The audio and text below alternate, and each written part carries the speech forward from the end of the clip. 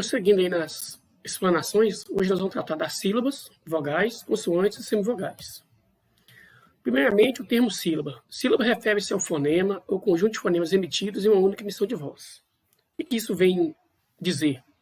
Quer dizer que para cada conjunto de fonemas que você pronuncia pausadamente, nós damos o nome de sílaba. Por exemplo, na palavra vagarosamente, você pode pronunciá-la pausadamente da forma va-ga-ro-za-men-te.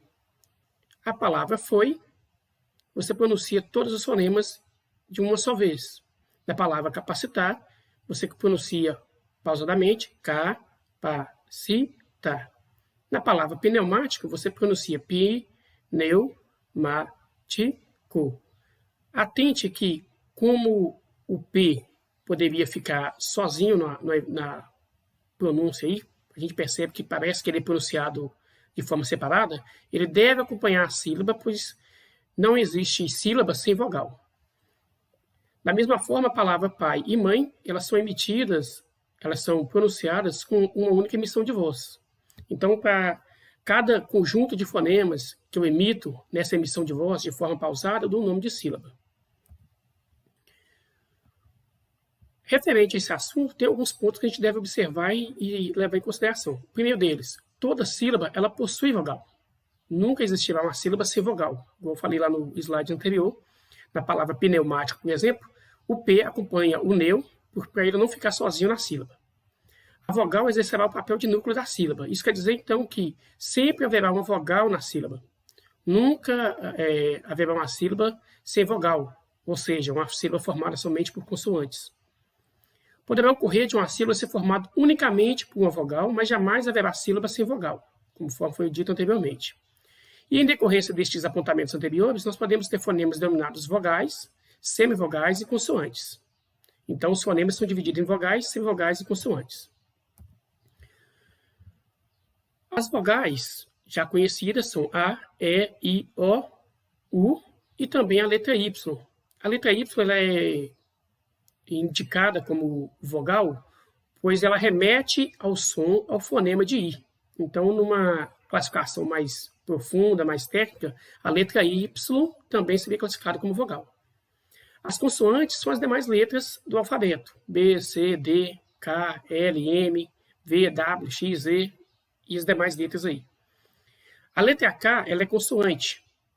Já a letra W, ela pode exercer tanto papel de consoante como papel de vogal. Isso vai depender do fonema que ela representar.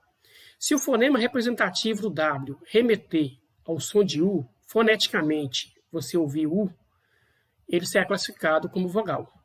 Todavia, se esse W, ele foneticamente tiver som de V, ele será classificado como consoante. Isso vai depender muito do contexto que você está utilizando essa letra.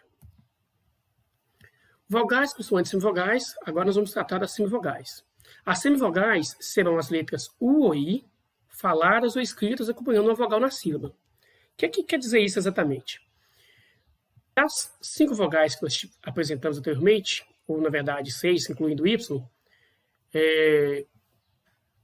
a letra A será sempre vogal plena. Isso por quê? Porque ela sempre exercerá o papel de núcleo da sílaba. Já a letra U ou I, elas podem exercer o papel de vogal ou de semivogal, dependendo delas estarem ou não acompanhadas de outras vogais. Por exemplo, a palavra coisa.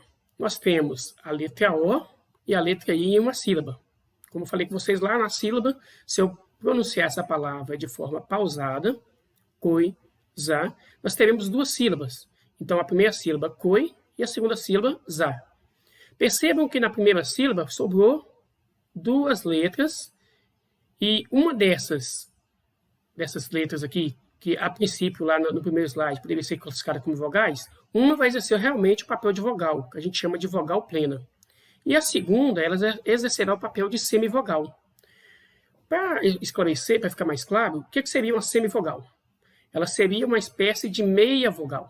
O termo semivogal vem disso, metade. Isso decorre do fato que uma dessas letras ela é pronunciada com menor intensidade, com mais brevidade, vamos dizer assim.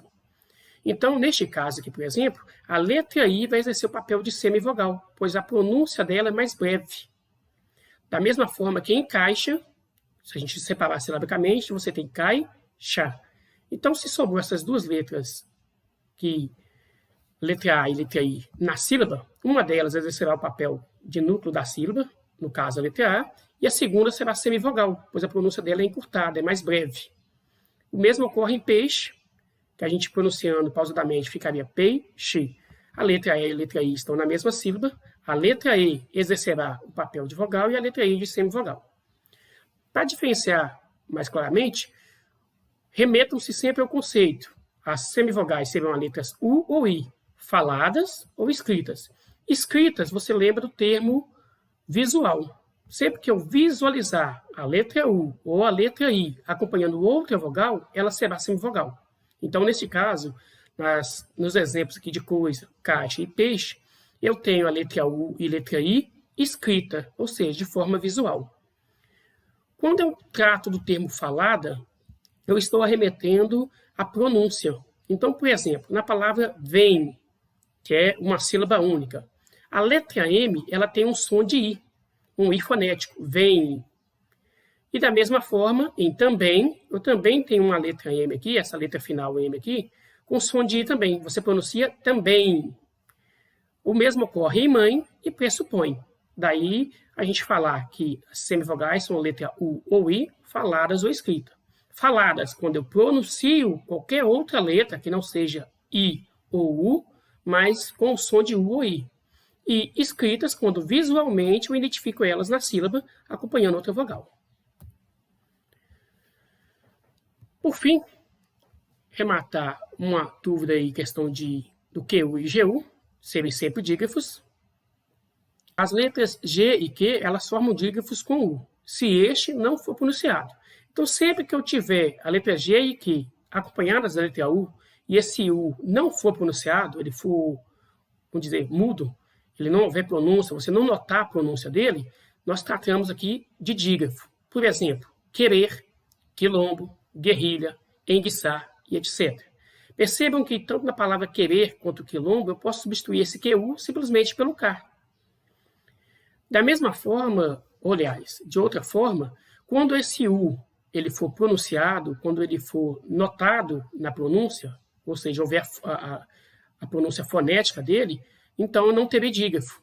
Exemplo em equidade e averigue. Percebo que nesse caso percebo a pronúncia, o som do U.